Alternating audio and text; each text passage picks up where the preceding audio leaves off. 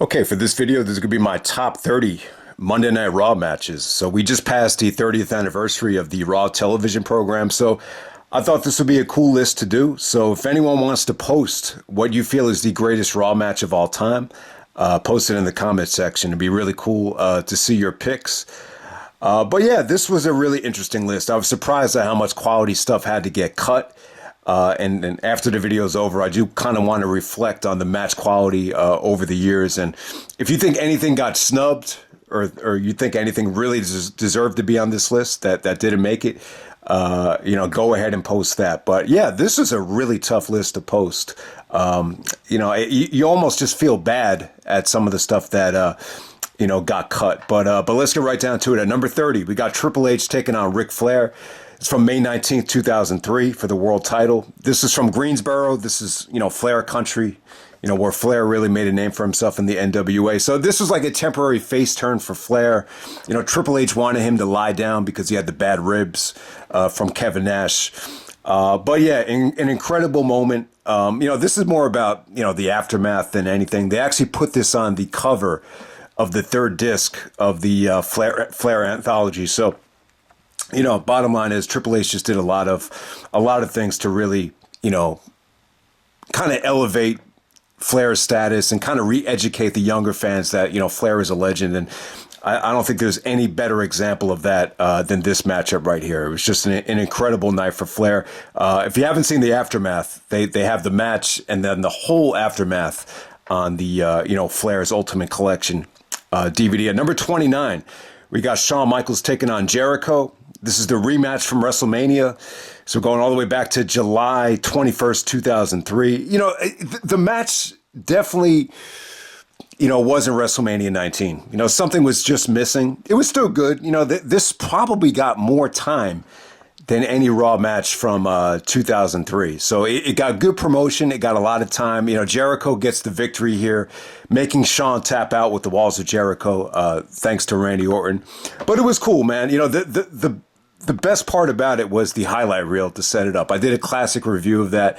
They played off the Montreal Screwjob, and maybe that would have been the way to go, to have Jericho and Shawn in Montreal, and you have the fans getting behind Jericho and booing the crap out of Shawn. That probably would have been a much better environment, but Jericho wanted to do it in Hollywood, California. I mean, there are some flaws with this match. You had the coach on commentary with Jerry Lawler. It just didn't go that well. But it was still cool, man. It was cool to see Jericho get his redemption from WrestleMania 19. At number 28, we got Randy Orton taking on Christian. This is from Valentine's Day of 2005. Yeah, so this is an example of a match where, if you didn't tape Raw back in the day, you might forget about some of these matches, and, sometimes they might just go forgotten. So it just kind of illustrated to me how important it is to tape Raw, because I wasn't able to tape this match, but for some reason I always remembered it. For whatever reason, the fans got behind Orton here, and coming out of the Rumble, a lot of people were giving up on him, and there was rumors that, he was going to turn heel because the babyface turn flopped so hard. But for whatever reason, the fans got behind him here. Him and Christian, a lot of people remember their stuff on SmackDown from 2011, but this match was sweet, though. I mean, I'll talk about an RKO finish, the transition from the Unprettier, with Orton actually leapfrogging over Christian to do the RKO. Awesome finish right here. So I feel like this is probably the most underrated match on this whole list. So that's Orton versus Christian from 2005 at number 28. Okay, at number 27, we have the Evolution 6-man tag. This was the night after Bad Blood 2004. So Triple H takes the night off. He's just a manager at ringside. But yeah, Raw had an incredible amount of, talent in 2004. This is by far the best year Raw had during the brand extension era. So with this 6-man tag, it was an elimination match. Benoit is the champion at this time. So you had the Canadians of Benoit, Jericho, and Edge on one team. The other team was Evolution of Randy Orton, Batista, and Flair. It's funny, Flair pretty much carried, I would say 50% of this match was just Flair just doing his usual bumping and selling. Batista was the first guy to get eliminated, but yeah, man, this got a lot of time. This was probably the longest Raw ever. At that point, they actually went over. I think it ended like at 11:30. So in a lot of ways, this might have been the longest running Raw of the 2 hour era. But yeah, I mean, it was great stuff. Benoit looked great here. The match just got a lot of time. All the eliminations.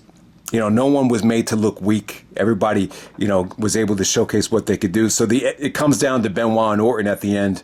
Triple H is trying to help Orton from tapping, but Benoit actually locks in the sharpshooter to make Randy Orton tap. So yeah, an incredible tag match right there. I do feel like that probably went under the radar because they did so many Evolution tags, during the summer of 2004. Okay, at number 26, we got Triple H teaming up with the Un-Americans of Christian, Lance Storm, and Test to take on the undisputed champion, The Rock, Undertaker, Booker T, and Goldust. This is from August 12th, 2002. An incredible, 8-man tag match. I forgot about how good this was, and shout out to dude with an RKO username. He recommended this match in the 2002 remix. And, I forgot how good this was. I do remember the Triple H Rock opening segment.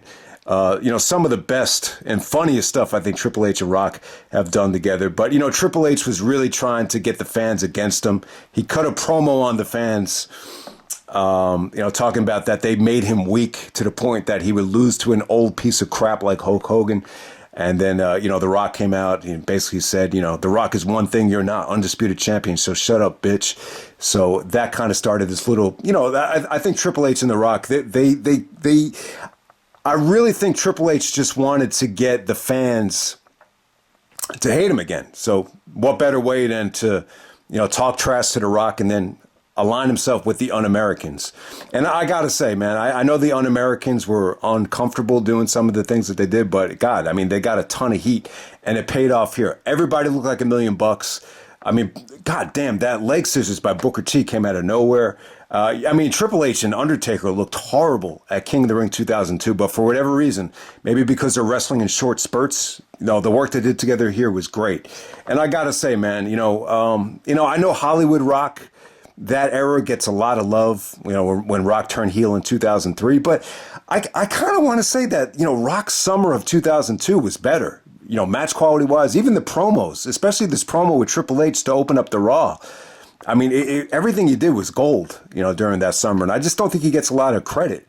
He got so much heat at SummerSlam because it leaked that he was leaving. But, looking back on it, I think people just need to be thankful that he busted his ass that whole summer. But yeah, incredible stuff. Test probably gets the biggest win of his career, and he pins The Undertaker here. So if you haven't seen this yet, definitely check it out. The last 2 minutes are euphoria. Yeah, you will not believe how good they were. So thanks for the recommendation. Awesome stuff. At number 25, we got John Cena taking on Jeff Hardy. This is from June 2nd, 2008. 2008 is a weird year for match quality. Jeff had some really, really good stuff that year. The cage match with Umaga. He actually had a really good singles match with Shawn Michaels.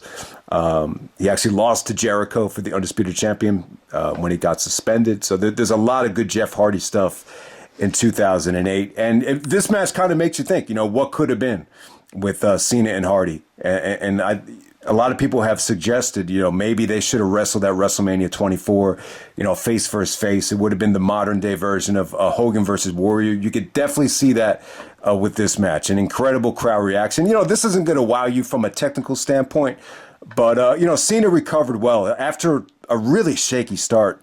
In 2008, coming back from the pectoral tear.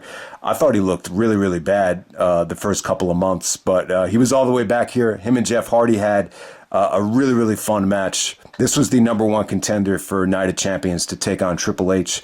Really, really fun match right there. At number 24, we got the first Angle versus Austin match. So Angle's the champion here. Austin is still a babyface. So this was on January 8th, 2001. All right, so good stuff here. I got to say, they gave it away for free on TV, which is funny. But I thought their chemistry here was even better than the television match they had later on in the year. It just flowed really well. The counters from the Angle Slam into the Stunner were beautiful. You could tell how good their chemistry was going to be. The funny, interesting side note about this particular match, Angle talked about it in his book that, Austin was upset because he wanted to he really wanted to have a good match and get things, squared away so they didn't screw anything up. And Angle had like a lot of different segments on the show. He had like a segment with Triple H and Stephanie and, backstage segments, all these different things. So Angle talked about how Austin was just frustrated that he didn't need to do all these different things. So it's just interesting to see how, if you're a heel champion, there's so much more for you to do than if you're a baby face that's not the champion. So I think this is a perfect example of that. And it's an awesome match. You get Triple H coming out and attacking the referee. It basically ends in a no finish. But Triple H blades the crap out of Austin with a lead pipe. And to my recollection, this is the first time where you heard Triple H use the Motorhead theme. And, I think he used like an instrumental of it, like at Armageddon. But at this time, they fully mixed it with the vocals. I think this is the first time you saw Triple H actually use that theme. If I'm not mistaken. So really, really good stuff between Angle and Austin. The first match they ever had. At number 23, we got Randy Orton taking on Edge. This is the rematch from Vengeance, July 19, 2004. Another great match between them. I mean, there's a lot of great stuff that Orton and Edge had. Aside from Vengeance, aside from the Backlash, the greatest match ever, which actually was pretty damn good. It just, I'm not going to say it was the greatest match ever, but, some of the television matches were sweet. I would go with this one over the '07 one. And it's funny, like this is the third match. They had 3 matches on Raw in 2004. I would actually pick this one. For whatever reason, Edge as a babyface just wasn't clicking anymore, and the fans were really gravitating towards Orton. For whatever reason, I really thought, Edge always brought the best out of Orton, and this is just another example of that. Edge actually takes a page out of the Evolution playbook and wins with his feet on the ropes, but it was definitely great stuff. Number 22, we're going with Shawn Michaels taking on Razor Ramon. This is from August 1st of 1994. So, yeah, this is the rematch to WrestleMania 10. This is a match that never got a DVD release. I feel like it went under the radar. I feel like I haven't gotten to see enough of Shawn and Razor without a ladder being involved. The only times you get to see them wrestle one-on-one is with a ladder. So, yeah, their ladder matches get a lot of love. But, this is their most underrated match. I mean, they got a lot of time. They got 20 minutes out there. You actually did get a finish with Shawn beating Razor thanks to Diesel. So they set up the SummerSlam match between Razor and Diesel here. But, this is when Shawn was really getting into his groove from a conditioning standpoint. I thought him and Razor had a really, really good match here. So, yeah, if you haven't seen Shawn and Razor without a ladder, this would be the time. This would be the match to watch. It's just a shame we didn't get the rematch on a pay-per-view or anything like that. Number 21, we got Rob Van Dam challenging Christian for the Intercontinental Championship. This is from Chicago, actually, September 29, 2003. Ladder match. I got to say, man, RVD was just as over as CM Punk in Chicago. And RVD's not even from Chicago. And this is one of the rare instances where, Van Dam made the IC title, feel like it was a world title because it was just that good. Christian was a great heel here, very methodic offense. RVD's offense was just very explosive, action-packed. I mean, he got holy shit chance here. And Van Dam was able to do it. He hit the frog splash off the top of the ladder, which is very difficult to do because when you're doing a frog splash, you're basically squatting down. So you're basically just, putting all that pressure on the ladder, but he was able to do it here. He actually didn't do it with Eddie. He actually fell when he tried to do it with Eddie, but he did it here. This was just a must-see ladder match. It just came out of nowhere. And, this was RVD's last Intercontinental Championship reign. And he would lose it to Randy Orton, I think, a couple months later. But, number 20, we got Stone Cold Steve Austin and The Undertaker teaming up to take on Mankind and Kane, D'Lo Brown and The Rock, and then the New Age Outlaws. So this is a Four Corners tag match. This feels like a Russo creation, but it actually worked, though. You could actually tag in any guy you want. The tag team championships were on the line. So this was cool for a lot of reasons. This is from August 12th, 1998. I feel like this when you watch this match, it just feels like 1998. Like you could feel the progression within the company, even comparing it to like, April of 98. You could just feel like something special was happening. And what it really did was it beautifully set up Austin and Undertaker for SummerSlam. They end up losing the tag team titles. Taker actually gets pinned by Kane, and Austin takes Taker losing personally. But everybody was over. Everybody looked like $1,000,000. It just had a red hot, intense feel to it. JR was great on commentary. So someone like JR would tell you that 1998 is the greatest year that the company had. And I think it's matches like this that make him believe that statement. At number 19, we got Shawn Michaels taking on Shelton Benjamin. This is the Gold Rush first round in the Gold Rush tournament from May 2nd, 2005. God, awesome stuff. I mean, obviously, you got to remember for the finish, it's probably the best super kick of all time. Shawn actually super kicks Shelton after he springboards in midair. I mean, it's an awesome finish, but the work they did leading up to the finish was great too. This is the week where I thought Shelton Benjamin, could have been a major player and main eventer, that type of talent, and it's because of what he accomplished at Backlash against Jericho, and then this Gold Rush match against Michaels. It ended up being probably the best finish in Raw history.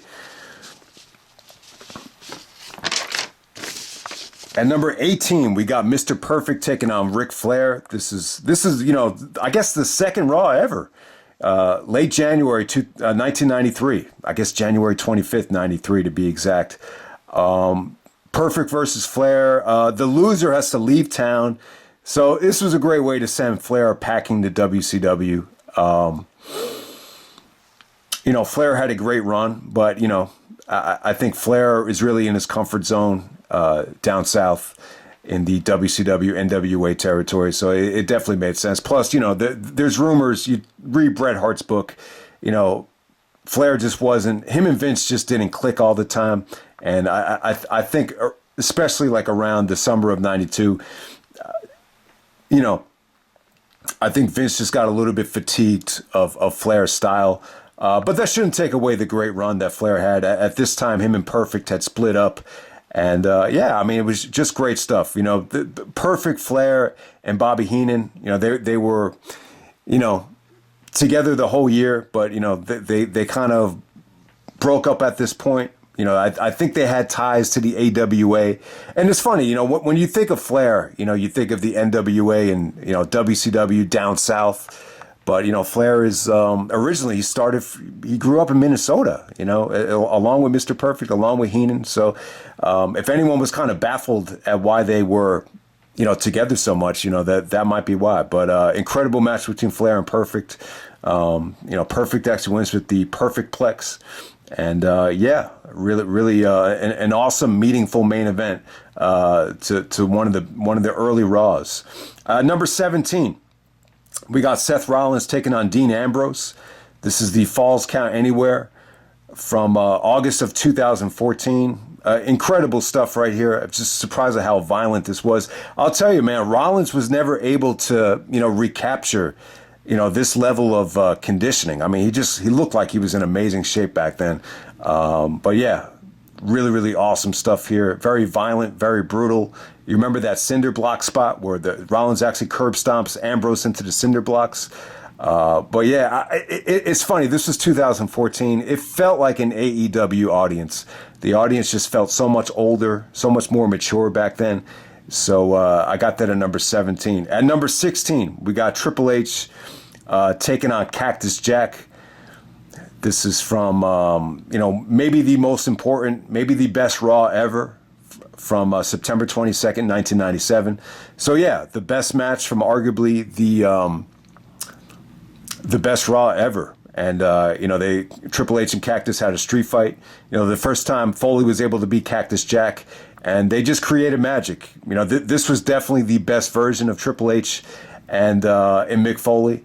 And I think more than anything, what this match really showcased was that Triple H was able to take a beating, he was able to take a pounding, he was able to take punishment, and I think that's why him and Foley just clicked so well. I mean, it was a lot shorter than their street fight from 2000, but you could definitely see the potential, and just so many memorable spots here. And the ending feature, Cactus pile driving Triple H through a table. At number 15, it's TLC 4. From the Raw Roulette on October 7th, 2002. So remember, Kane and Hurricane were tag team champions, but Kane was by himself here. So it's Kane taking on Jeff Hardy and Rob Van Dam, taking on Jericho and Christian, taking on Bubba Ray Dudley and Spike Dudley. An incredible tables, ladders, and chairs match. I mean, Van Dam was just awesome here. I just talked about the match recently, but yeah, I don't think TLC 4 gets a lot of respect. And it's funny, they kind of stopped the TLC numbers after this. Like the very next TLC match, if you look at all the matches that were branded as TLC matches after this, they stopped keeping count. I think a lot of it had to do with because they were more singles matches. Like Edge versus Flair was a singles match. I think Cena versus Edge at Unforgiven was a TLC match. So I guess they stopped, keeping track of the numbers after this. But, the first 4 TLC matches were all three-way tags or four-way tags. So the ending features Kane winning the tag team champion or retaining his tag team championships here, and then Triple H comes out to set up the Katie Vinca angle, which we don't want to talk about, but we'll move on to the next match. At number 14, we got Bret Hart taking on the 1-2-3 Kid. This is from July of 1994. Yeah, I mean, the only Bret Hart singles match on this list. I mean, there was a few of them that came close to making it, but yeah, I mean, we can't underestimate Sean Waltman, X-Pac, the 1-2-3 Kid. He's one of the most important faces of Raw. I mean, it's not a great match, but I think his victory over Razor in '93, that's definitely like up there as one of the best Raw moments. But yeah, him and Bret here, you just remember Bret's facial expressions, being taken away or taken aback by how impressive, 1-2-3 Kid was by out wrestling him. And, this was, they really followed the code of honor here. Like Bret shook his hand. Bret actually got the pinfall, but 1-2-3 Kid had his foot on the rope. And Bret Hart even told the referee, that doesn't count. We need to start the match over again. So Bret was very honorable here. They actually used the WrestleMania 12 spot where Bret actually counters a drop kick into the sharpshooter for the victory. So yeah, I think a lot of people grew up with this match and have fond memories of it. So that's Bret and Sean Waltman at number 14. At number 13, we got Triple H and Jericho. This is from April 17th of 2000. Jericho, cuts a promo on Stephanie and challenges Triple H for the belt. It ends in a fast count with Earl Hebner coming out and screwing over Triple H. But I'll tell you, man, that lion salt as a finisher was incredible. It's almost funny, like how come the lion salt wasn't built up as a stronger finisher over the years? At this point, it felt like it was, but maybe just not a lot of people wanted to lose from that. But when you do the lion salt right with a lot of impact in combination with this fast count, God, it was breathtaking, and the crowd went crazy. Triple H was able to get the decision reversed, but for the amount of time that they went, this was the best Triple H Jericho dynamic. The way it was in 2000 with Jericho as the underdog and Triple H as the monster, heel. At number 12, we got Chris Benoit taking on Shawn Michaels. This was from May 3rd, 2004, the Showdown in the Desert. Yeah, I mean, the Shawn and Benoit matches over-delivered. Yeah, I mean, it would have been great if these were saved for pay-per-view. But yeah, it's one of the more magical combinations I think we've ever seen. Two of the best to ever go at it. This is sports entertainment versus technical wrestling. It doesn't get any better than that combination. So this was a combination that, didn't touch for years. And when they finally did touch, I thought they had incredible chemistry. I do feel like the match in Phoenix felt a little bit better promoted, more important because the title was on the line. Triple H interfered in both of them, but I think this would be the one to check out. Number 11, we got John Cena taking on Cesaro from July 6th of 2015, the third match in the trilogy. So all of their matches were great. The second one, Kevin Owens was on commentary, and the second one pretty much sets up the third one. But yeah, man, it was great stuff here, man. It felt like a classic. I mean, Cena really went above and beyond to sell for Cesaro's moveset, and God, I mean, it was definitely great stuff. It's funny, man. Cena, Ring of Honor should release a Cena compilation. I know they're not going to have the rights to it, but you could title it John Cena versus Ring of Honor. He's had classics. He's had trilogies with, Punk, Bryan, Cesaro, Owens. Am I leaving anybody out? There's even guys that I'm forgetting. But in terms of Cesaro, it really felt like guys like Cena, guys like Austin, really stood up and sang his praises. I don't think anyone ever praised Cesaro more than Cena. I think it was after this match, and this got the main event. See, I think this is the difference between the other two matches. This got the main event. This had a little bit more of a story behind it. Cesaro actually got on the mic and, cut a promo on Owens telling them that he wanted the title shot. So this was for the United States title at the time. But I think, I don't think anyone's ever sang Cesaro's praises as much as Cena did. He actually said he should be main eventing every night. I think Cena was just amazed and blown away by Cesaro's work ethic, the conditioning, the commitment to be great. So yeah, I mean this was probably the highlight of all those Cena, open challenges, from that time. At number 10, we got Shawn Michaels and Stone Cold Steve Austin teaming up to challenge Owen Hart and the British Bulldog for the Tag Team Championships. This is from May of 1997. So yeah, this is the match that the Monday Night War DVD chose to showcase. Everybody looked like $1 million here. Everybody was hungry. This is Shawn's first match back after losing a smile.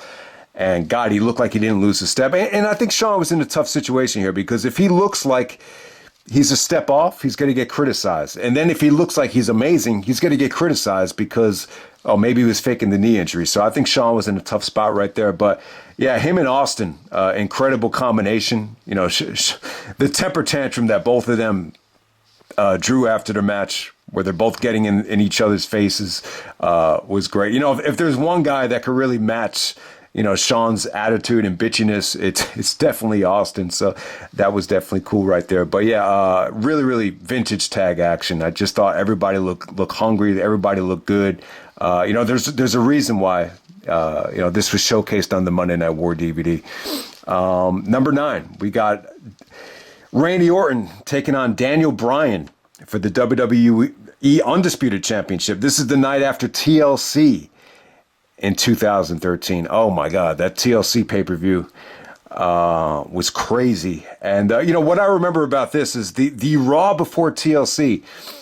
This is one of my favorite Raw segments ever. They had all the champions out there, all the former champions, and they had Cena and Orton, hyping up this match. And you just remember they were in Washington State, and Daniel Bryan's home state, and the fans just would not shut the fuck up. They were just chanting Daniel Bryan the whole time. And Cena, I guess Cena kind of broke character and incorporated Daniel Bryan into the promo when he was talking about Randy Orton being given everything because of his father and being a third generation superstar. So that really stood out here. TLC was kind of a flop. I think Cena and Orton, at the time, it was played out. On top of that, them wrestling in a ladder match isn't catering to their strengths. But, they made it up. The night after TLC, they gave you the best Randy Orton and Daniel Bryan match. I thought this was incredible stuff. This got time. I just think,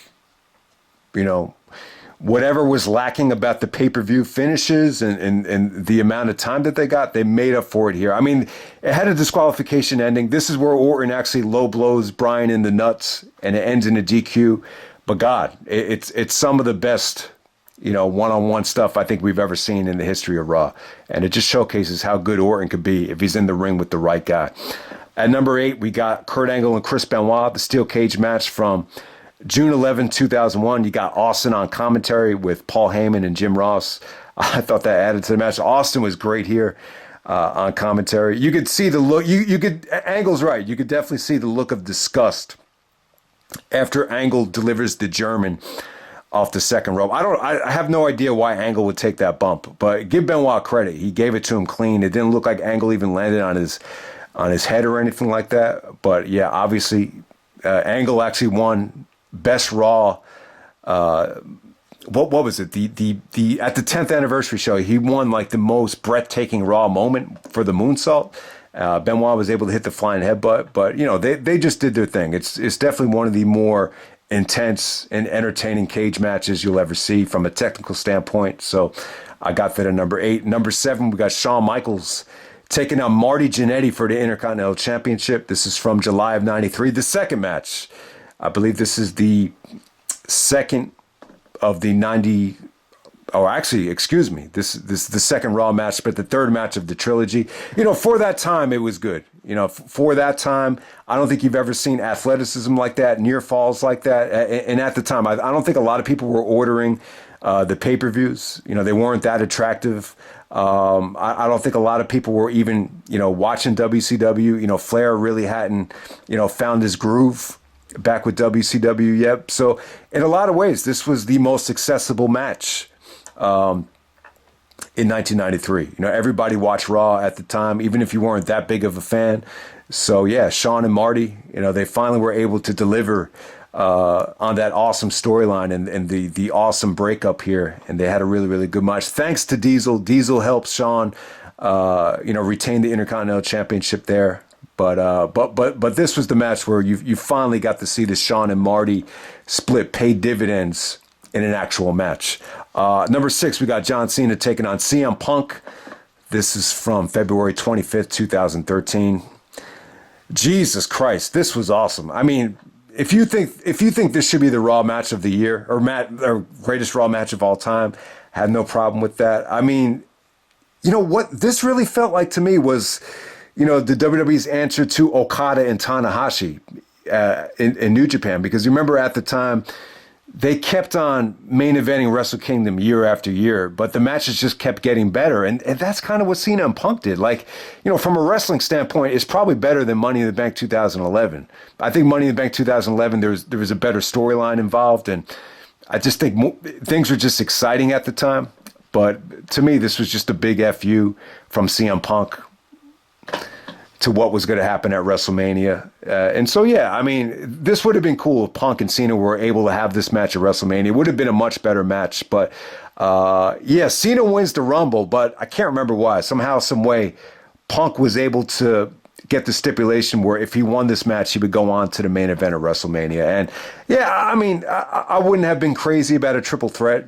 I've always stated that they should have saved Punk and Rock for WrestleMania, but I don't know. Maybe they made the right decision back in retrospect. But hey, it shouldn't take away from this match. This is some of the most breathtaking action I think you'll ever see. I mean, the near falls were incredible. And it was different too. Punk busted out some different things.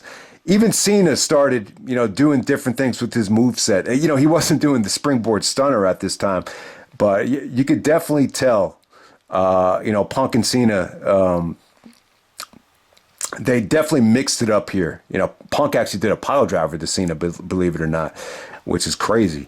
But yeah, Punk, if you haven't seen this match in a while, it makes you just realize how good Punk was at that time. He looked so much better than he did back in 2022 or 2021. I mean, he didn't look bad this past year, but I just felt like at that time he definitely reached his peak in early 2013, no doubt about it. Number 5, we got Shawn Michaels challenging Triple H for the world title. This is that December 29, 2003 match where Bischoff came in to be the savior referee, and he screwed over Michaels. This was great stuff. Awesome match. Austin even said on Bite This that, all the younger wrestlers that are struggling, to really make a name for themselves should really go back and watch this match and look at the timing and look at, the story that was involved. And yeah, I mean, they didn't do anything spectacular in terms of, spots or anything like that. But, the fans were heavily invested. They're in Shawn Michaels' hometown. They wanted to see a title change. I thought Bischoff was incredible here. I have mixed feelings on Bischoff. Sometimes I think he comes off like a prick, especially with that whole thing about Sting and the mustard and all that crap. But God, he was great here. And I'll tell you, like, what Shawn did here was brilliant, because if you watch the Armageddon match that he had with Batista, it's the exact same finish. And they didn't, there was no controversy there. And they do the exact same thing. But this time, Bischoff is right. Shawn, the way he landed on Triple H, he actually pinned himself because of the way he landed with his shoulders to the mat. So beautifully executed. And after the match was over, this is when they brought Austin back from, I think, being fired. And then I think he would go on to become the sheriff after this match is over. But it was great stuff. It's probably the best work Shawn Michaels and Triple H ever did together without, a stipulation being involved. Yeah, this would be number 2. This would be the second best, Shawn and Triple H match. But I will probably say their best match from a pure wrestling standpoint. Number 4, we got Rob Van Dam taking on Eddie Guerrero. This is the ladder match from May 27th, 2002. Everybody knows about this. I love this Raw. I love Eddie here. I thought Eddie was great. The monkey flip into the ladder, I got to say that. I don't think we've ever seen anything like that at that point. But, breathtaking stuff between RVD and Eddie. If you haven't seen it yet, they actually have a alternate commentary with RVD and Eddie, doing commentary for the match. And, that's one of the cool things with Eddie passing away. You can listen to that, and it almost like brings Eddie back to life for the 20 minutes that this match lasted. So it was definitely cool stuff. Okay, number 3, we got John Cena taking on Shawn Michaels. This is a non-title match. This is the WrestleMania 23 rematch. April 23rd, 2007, the Raw before Backlash. I believe they're actually in England here. So they actually go 60 minutes. They go 60 minutes, and it ends in a clean finish with Shawn pinning Cena clean. A lot of people prefer this match over WrestleMania. I think the reason why is they just got more time. Shawn was able to go to work on Cena's, arm here to prevent the STFU. There were some beautiful counters here. They played off the WrestleMania match. It got time, and it didn't feel like it dragged. I just remember when we watched this on Raw live, it felt like a treat. Like you just expected some type of screwy finish with Edge and Orton coming in to set up the Backlash match. But when you didn't get it, and they were almost going an hour, it's like, holy shit, how long is this thing going to go? But while it lasted, it was great. I mean, the ending here was sweet. The way Shawn hit the super kick and he just lands right on top of Cena with no wasted motion. Beautiful ending. I got to tell you, though, for as good as it is, I still like, I think I still like the WrestleMania match better than this. I'm probably in the minority, but I don't know. There's just something special about Shawn at WrestleMania. It's just different. But, you could definitely argue that in 2007, Shawn kind of carried that WrestleMania momentum over into, Backlash and this match as well. So, Shawn and Cena had some great matches. And they had another really good match on Raw. The match that they had in 2008, which was a WrestleMania rematch set up by Randy Orton. God, Cena looked awful in that match. He just wasn't, healthy yet. But the one they had in 2009 when they were doing the JBL stuff, that was another good one. Most people would say that was the best Raw match of 2009, but it doesn't come anywhere close to this. I mean, you got Cena and Michaels out there for a whole hour. And, my favorite, and some people are going to think this sounds corny or anything, but if you have the Mr. WrestleMania DVD, when Shawn is coming back into the gorilla position, everybody's giving, there's like 10 guys, maybe like 15 actually, trying to hug Shawn. And before Cena gives him the hug, Shawn says to Cena, "Thanks for showing me the time of day, Johnny boy."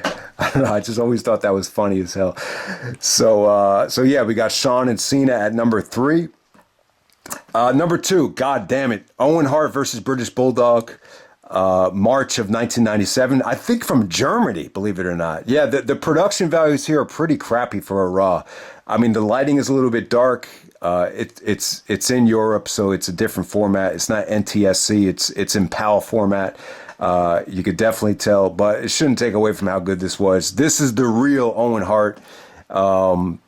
We talked about how good Owen looked in matches against Vader and stuff like that. Maybe it's like a throwback to his Japanese days, but this was just Owen just doing everything here. And Bulldog was. I would say this: Bulldog looks better here than he did against Bret at SummerSlam '92. I just think he was in a better state of mind here. There's rumors that he was messed up for that SummerSlam match, but here he looked great. And just Owen playing possum.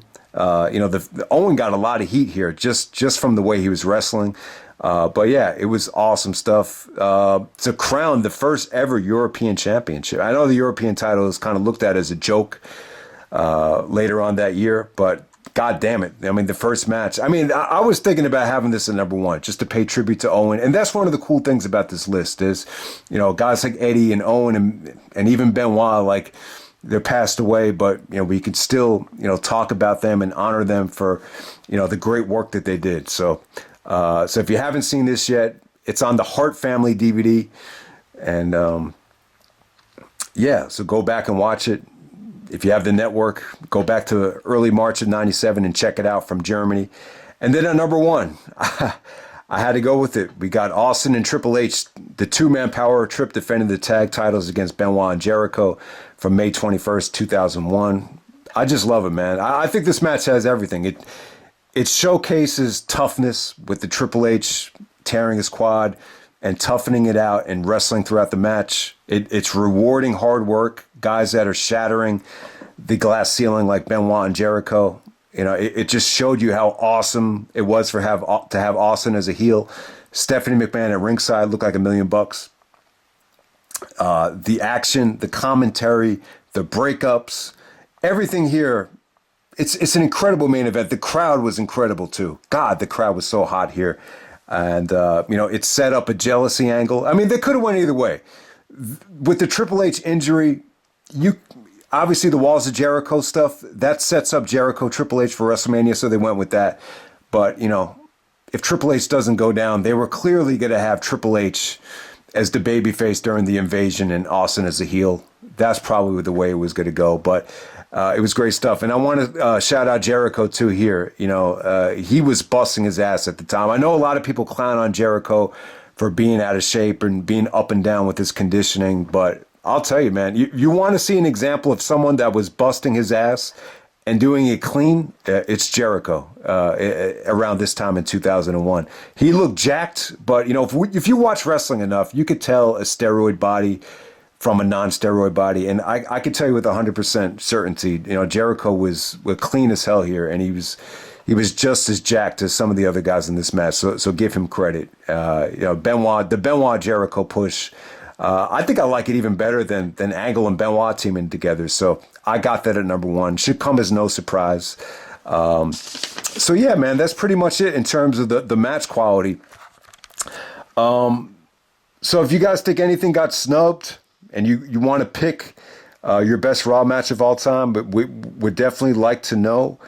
But yeah, some of the matches I cut that I just want to mention really quickly. None of the Shawn and Owen matches made the list. I just thought a lot of them were too short. Really considered the Shawn and Bulldog match from '95 making this list. The Bret and Owen match from '95, the no disqualification match, I just thought that was really short. It just left me wanting more. It's funny. I love 1996, but really nothing came close. Most people think Austin and Mankind had the match of the Raw match of the year for '96. I don't know. I didn't like the beginning to that match, and the ending.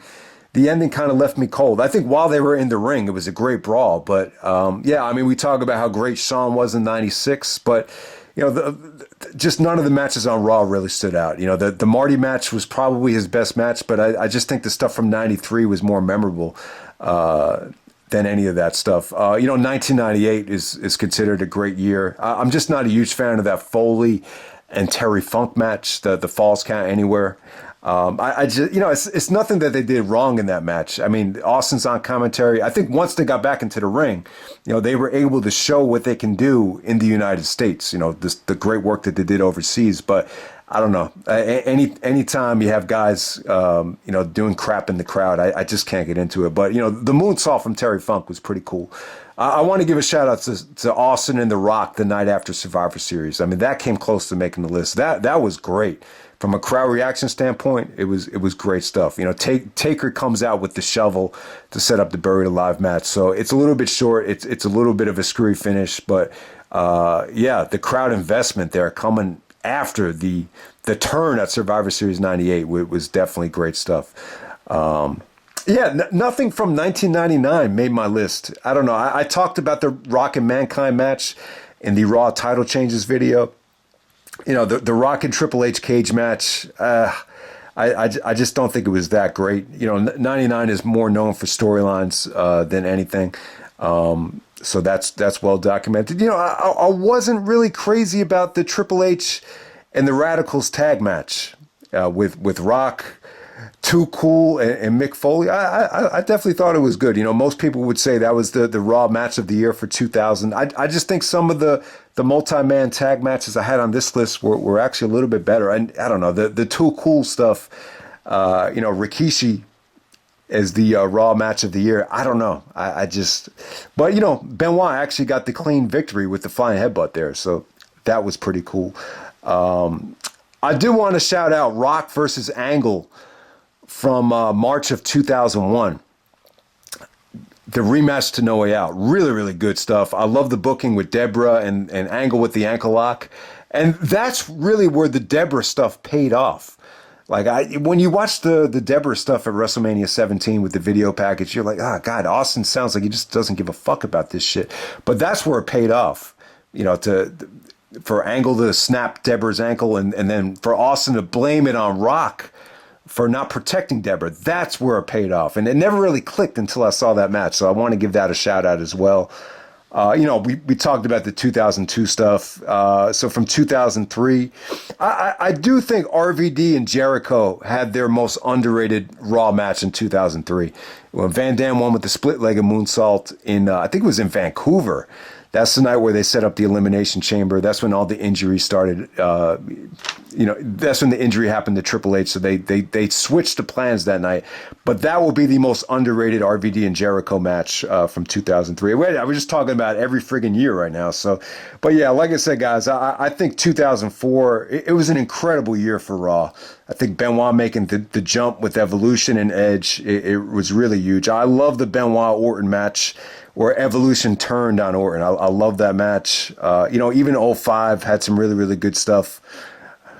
It's funny. I didn't have the Shawn and Angle matches. The 30-minute Iron Man match, that was by far, I think, their worst match. I would even put the 2006 Shawn Angle match where Angle actually turned on Daivari for costing him the match. I would put that over there. Yeah, I mean, the Flair versus Edge TLC match was incredible. That came close, but...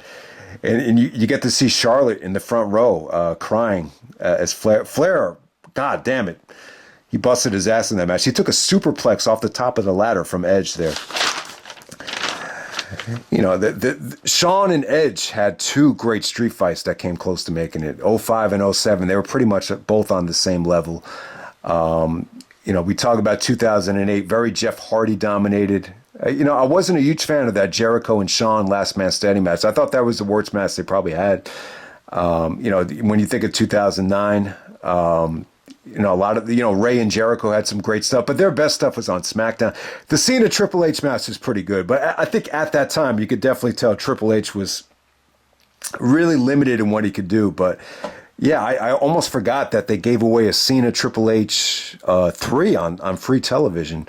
Cena actually loses with the pedigree, and he would win the Iron Man match with Orton at bragging rights. So that's how that played out. 2010, really the only match that came close was Edge versus Christian. That was probably the best Edge versus Christian match. 2011, we talked about the Cena and Ray title title win for Cena with the title being vacant because of Punk. That was good. Punk versus Ziggler the night after Survivor Series was really, really good. The Punk and Bryan stuff from 2012, it was good, but it just felt incomplete. I hate to say it. I mean, it was great while it lasted. Jericho actually came in and code breakered Punk to set up their match. It just felt incomplete. That's all I could pretty much say about it. But yeah, it was awesome while it lasted. The best in the world spot where Punk screamed it at Bryan before he did the Hurricanrana. I thought that was cool. That was the highlight of that match. And then obviously 2013, you had some really, really good stuff. So can anyone help me out? The Daniel Bryan gauntlet stuff. I saw the one with Cesaro. My brother loved the one with Cesaro, so I checked that out. It ends when Ryback power bombs Daniel Bryan through the table. But is there another gauntlet that I'm missing? I want to say there was something that Bryan did with the Shield and Seth Rollins that was really good that I'm missing. But yeah, I didn't even dig into anything after 2016. So if I left anything out, definitely let me know. I mean, I didn't want to kill myself doing this list, but I almost did. But hope you guys enjoyed the video, and I'm out. All right.